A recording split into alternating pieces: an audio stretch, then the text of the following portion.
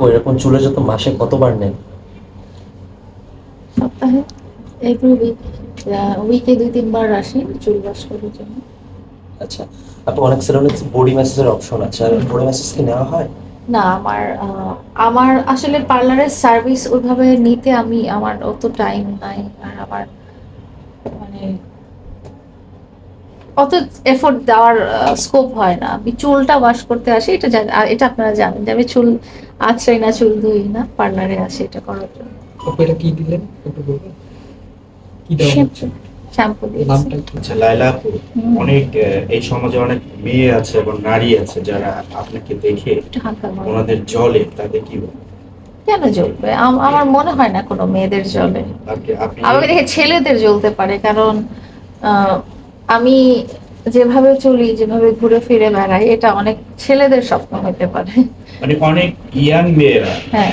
আপনাকে দেখে চলে যে আমরা আহ, একটা পাই না, সে মাঝে মাঝে স্মার্ট ছেলেদের নিয়ে ভিডিও ও আচ্ছা, এটা তো ভিডিও করার কারণে, ওরা তো আমার পার্সোনাল, ব্যক্তিগত, তাদের সাথে আমার কোনো সম্পর্ক নাই, সো এটা দেখে জ্বলার কিছু নেই। আপনারা ওই আমার আশেপাশে যারা অভিনয় করে তাদের কাছে লাইন মারতে পারেন। অনুমতি দিয়ে দিলে। আরে আমি অনুমতি দেওয়ারও কিছু না, ওরা সিঙ্গেল থাকলে, ওরা রাজি থাকলে ওদের সাথে আপনারা রিলেশনে যেতে পারেন, গল্প গুজব করতে পারেন। আপনারা হয়তো ইয়ের কথা দেখবেন, কিছুদিন আগে একটা ছেলের সাথে আমি ব্রাইডাল শুট করলাম, কে আপুর পার্লারে দেখেছেন। ওই ছেলের সাথে তো আমার কাজ এখন হচ্ছে না। হ্যাঁ, কিন্তু ও অন্য মেয়েদের সাথে ভিডিও করছে, সুন্দর রোমান্টিক ভিডিও করছে। ওরকম আপনারাও ট্রাই করে ওর সাথে ভিডিও করতে পারেন। তো আপনার কাছে কি সবাই আসে ভাইরাল করার জন্য? আমি জানি না আমি কি ভাইরাল করার কারিগর। তাহলে কি কি মানে কয়দিন থাকে আপনার কাছে ভাইরাল? আমার কাছে আসে আহ, ধরেন কোনো ভিডিও করার পারপাসে, আমি যদি মনে করি যে তার পাশে আমাকে ভালো দেখা যাবে, দৃষ্টিকটু লাগবে না, তাহলে আমি তাদের সাথে হয়তো ভিডিও করি।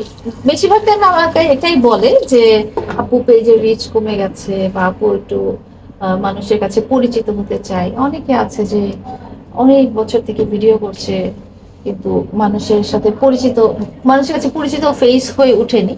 তো তাদেরকে অবশ্যই আমি হেল্প করতে চাই, কারণ আমার দ্বারা যদি তাদের উপকার হয়, বিকজ তারা তো কন্টেন্ট ক্রিয়েটার, এবং প্রতিটা কন্টেন্ট ক্রিয়েটারের স্বপ্নই থাকে যে সে ফেমাস হবে, সে লাইমলাইটে আসবে এবং টাকা ইনকাম করবে।